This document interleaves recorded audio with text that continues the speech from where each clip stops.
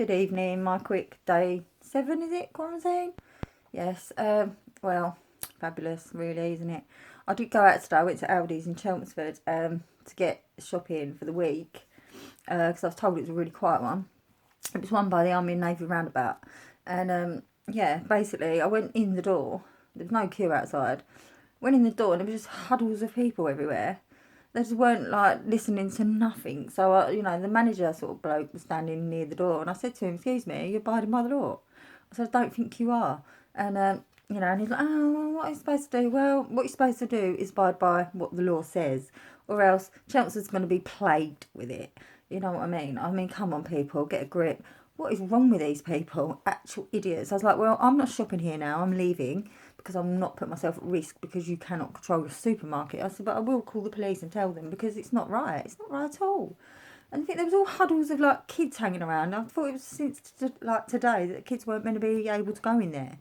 But yet they're all huddling around, all laugh. Just, you know what I mean? I just can't be dealing with stuff like that. At the end of the day, it's horrible, isn't it, peeps? Like, you just think everyone's got it. It's like, really? But no, also, please tell me why it is between the ages of 15 and 25 now, the majority, not all, the majority of people that age are fucking lazy as fuck. Excuse my language. What is that all about? And, the world owes me a living, blah, blah, blah. What is this? Is this Snowflake Central? Because I'm about sick of it. Literally sick of it. I can't even begin to tell you how sick of it. Anyway, that's it really. I've got no fabulous updates at all. I don't know when I will have. Does anyone have any for me? Does anyone have any news about the end of this, please? Because I know it's only the beginning. It's just that it's getting a bit much already. Yeah. Basically, things are difficult in mine. I find it difficult when people say that it's affecting them more than other people. Don't believe that. It's affecting everyone in different ways, obviously, and none of it good, I don't think. Unless like you're loaded and you've literally got time, or you've got some time with your family, like you don't usually get, or something like that. Because, well, I think I'm spending too much time indoors personally, people. I don't know about you. So yeah, I've been gardening, painting, and I keep saying that every day is because it's what I'm doing every day. But yeah, it's just a shocking scenario. I mean, I've had to go and deliver stuff to people and things like that, at the door and stuff like that, because that's about as far as I'm going to be going with key work and volunteering. I'm not actually going to be putting myself up for getting this virus. I mean, I've got all good intentions, I promise, but I just cannot put myself around a load of people. One of the things for the volunteering was actually driving people to hospital and back and that. And sorry, I just can't do it. I mean, I've got 3 children. I've got 2, that are, well, my son's at his home and my daughter's here. And then I've got my little Ellie Mae, of course, who's living with a bloody tropical disease nurse of all people. It's times like this where you just think, fuck's sake, this is just so wrong. I need to know how my little girl is, but can I? No, can't even ask the bastards. Do you know that? Because I fought so much, people, right? It turned on me so badly because I fought so much and I represented myself. What happened at the end was they sent me the address where she lives, and then they put 2 super injunctions on me, which I've overridden in Parliament. But however, the non-molestation, which is obviously not to go there and stuff like that, I'd always abide by that. I'd never ever go and,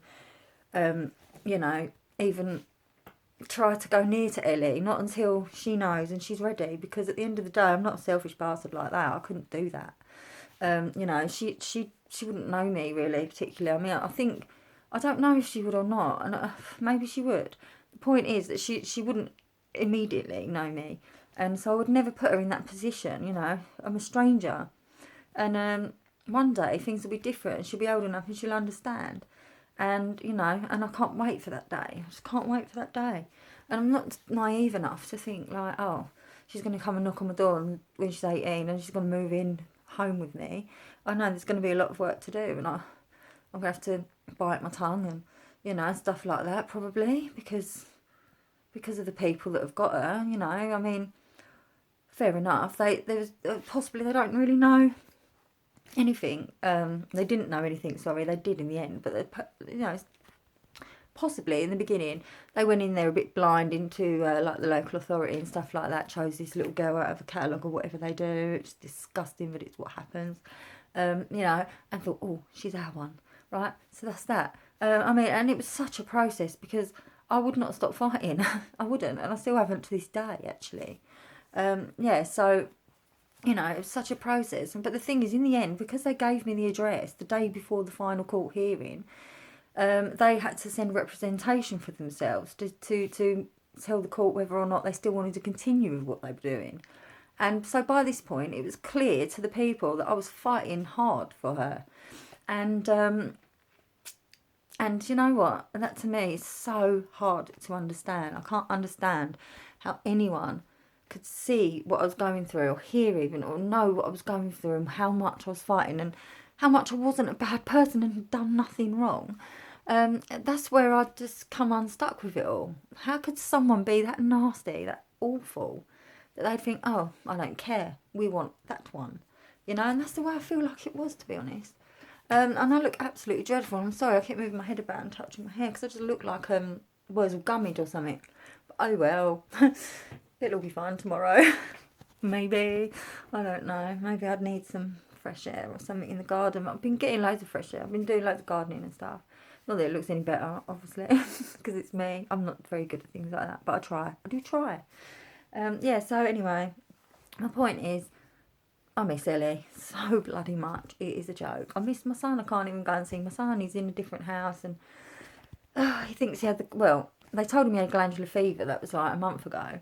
But it only lasted 2 weeks, and I had glandular fever when I was a child, and it lasted a good couple of months. So I don't believe it's glandular fever. So, you know, I mean, he was coughing up blood. He was unable to sleep. He couldn't move. He was throat, just everything. He was coughing. It was like hurting him so much. You know, and it's all like, sounds pretty much like the symptoms of the coronavirus, to be honest, which was about a month and a half ago he started being like that, and he was so unwell, he couldn't move, you know, and he was coughing up blood. It's just not good, and I'd sort of believe that that's possibly what he had, you know, but I can't go and see him, you know, and it's all killing me, really. But anyway, I'm going to bed now. Night.